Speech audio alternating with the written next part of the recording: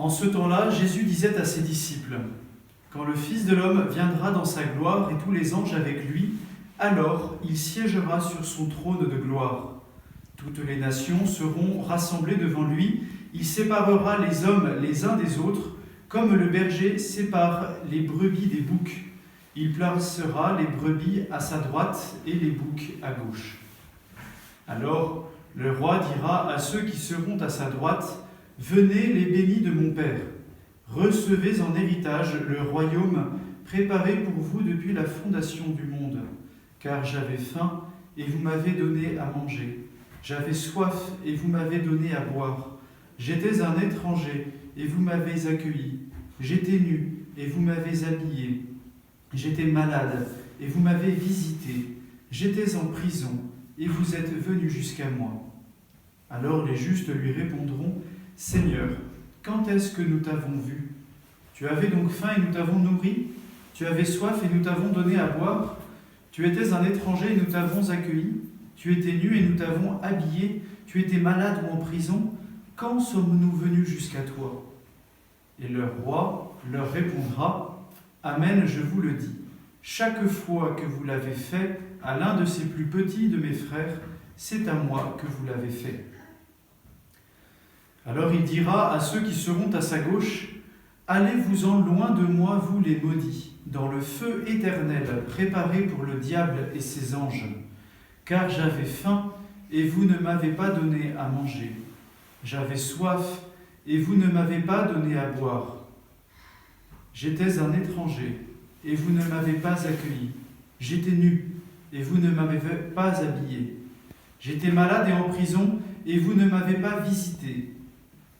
Alors ils répondront eux aussi : Seigneur, quand avons-nous vu avoir faim, avoir soif, être nus, étrangers, malades ou en prison, sans nous mettre à ton service ? Il leur répondra : Amen, je vous le dis. Chaque fois que vous ne l'avez pas fait à l'un de ces plus petits, c'est à moi que vous ne l'avez pas fait. Et ils s'en iront ceux-ci au châtiment éternel et les justes à la vie éternelle. Acclamons la parole de Dieu. Louange à toi, Seigneur Jésus. Dieu éternel, tu as voulu fonder toutes choses en ton Fils bien-aimé, le roi de l'univers, fait que toute la création, libérée de la servitude, reconnaisse ta puissance et te glorifie sans fin. C'était ce que nous prions tout à l'heure dans la prière d'entrée, dans la collecte. Et, chers frères et sœurs, la semaine dernière, alors que nous écoutions le Christ nous dire à quel point l'enjeu de notre vie était de faire fructifier le talent déposé en nous, le talent, les 2 talents ou les 5 talents, c'est-à-dire cette liberté que Dieu nous a donnée en nous créant et qui l'accompagne de sa grâce.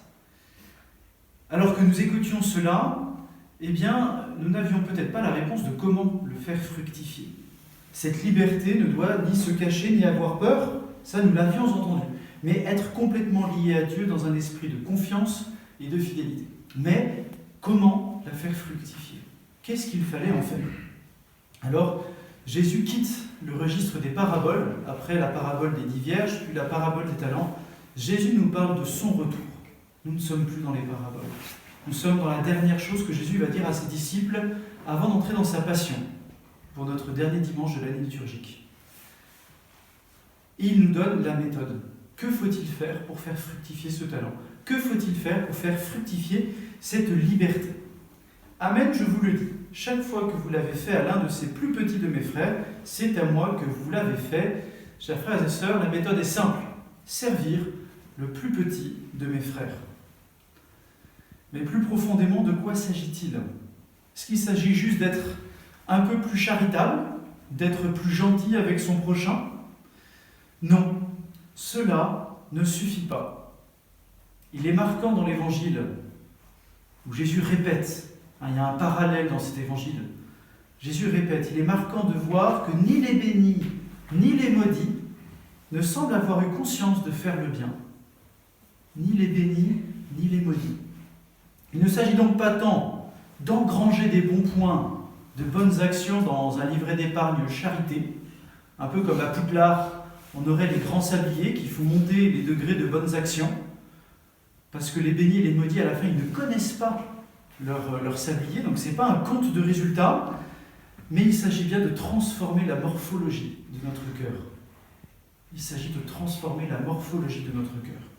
En effet, notre cœur peut très bien faire le bien et laisser la grâce de Dieu être spectatrice de ce bien. Voilà, j'ai engrangé mes bons points. D'ailleurs, nous connaissons nombre de bonnes personnes qui font le bien sans forcément connaître ou chercher Dieu. Mais la différence notable que l'on peut voir dans ce que Jésus nous invite à vivre, ce n'est pas tant la quantité de biens ou les bons points engrangés, c'est non plus de faire le bien, mais d'être bon. Non plus de faire le bien, mais d'être bon. Non plus d'avoir un cœur seulement généreux, mais un cœur refondé dans le Christ, refondé par le Christ. Dieu éternel, dans la prière, tout à l'heure la prière d'ouverture, Dieu éternel, tu as voulu fonder toutes choses en ton Fils bien-aimé. Est-ce que mon cœur est fondé dans le Christ? Un cœur où il règne comme notre roi de l'univers. Un cœur où c'est lui qui nous inspire. Un cœur où c'est lui qui nous oriente dans le bien à faire, dans le bien à poser. Un cœur où ce n'est plus moi qui règne seul en maître du bien que je vais faire, mais où c'est lui le roi et que moi je sers. Est-ce que je suis au service de mon cœur livré au Christ? Bref, servir le plus petit de ses frères, de mes frères, parce que c'est la volonté de ce roi. Plus précisément, servir ce plus petit de mes frères, parce que le roi de mon cœur me pousse vers lui. Il s'agit bien d'aller un peu plus en profondeur dans ce service. Alors, quelle est la difficulté? C'est là encore la prière d'ouverture qui nous éclaire. Quelle est la difficulté? On bute toujours sur cette même difficulté que dans la parabole des talents. Pour cela, il faut me libérer de ma volonté propre. Il faut me libérer. Je ne dois pas enterrer cette liberté, être le maître de cette liberté qui m'est donnée. Mais je dois l'offrir au Christ. Je dois lui donner. Je dois la déposer aux pieds de ce roi pour que ce soit sa volonté que je serve et non plus la mienne. Il faut me libérer de toute recherche de retour dans le service. Est-ce que quand je fais un bien, je cherche ce que je vis gagner, le bon point, la reconnaissance, la gratitude qu'on va me donner pour cela, ou est-ce que finalement ce que je cherche, c'est bel et bien de servir le roi qui m'a poussé à faire ce bien? La gratitude, elle reviendra, elle est en justice, elle me sera donnée. Le retour, on sait qu'il y a plus de joie à servir, il y a plus de joie à donner qu'à prendre. Mais, par contre, ce n'est pas ça que je recherche, ce n'est pas cette gratitude. Libérer, l'oraison nous le disait, libérer de la servitude, fait que toute la création libérée de la servitude te glorifie sans fin. Cette libération de la servitude, elle nous vient parce que toute chose est fondée dans le Christ. Si c'est le Christ qui possède ma liberté, je ne crains rien. Alors, chers frères et sœurs, si nous renonçons à être les rois de notre cœur, en laissant le Christ y habiter, si nous renonçons à accomplir notre volonté pour accomplir celle de Dieu, alors toute la création, et quand on dit toute la création, c'est toute la création, toute cette grande fraternité que Dieu a créée. Les hommes, tous les hommes de tous les temps, unis à toute une création comme son écrin. Alors, toute la création sera tout en tous, avec Dieu. Sera une grande fraternité, où Dieu sera tout en tous, ce que nous disait saint Paul. Une véritable fraternité de brebis à droite du roi de l'univers. Alors, nous serons devenus pleinement nous-mêmes, non pas parce que nous l'avons recherché, mais parce que nous avons fait la volonté de Dieu. Nous serons pleinement achevés, tels que Dieu nous a créés, tels que Dieu nous a voulu, bienheureux, unis dans l'Esprit Saint pour l'éternité. Alors, demandons à Dieu cette grâce, peut-être de refaire nôtre cette prière de saint Ignace, par laquelle je vous propose de conclure. Prends, Seigneur, et reçois toute ma liberté, ma mémoire, mon intelligence et toute ma volonté. Tout ce que j'ai et tout ce que je possède, c'est toi qui m'as tout donné. À toi, Seigneur, je le rends. Tout est à toi, dispose-en selon ton entière volonté. Donne-moi seulement de t'aimer et donne-moi ta grâce. Elle seule me suffit. Amen.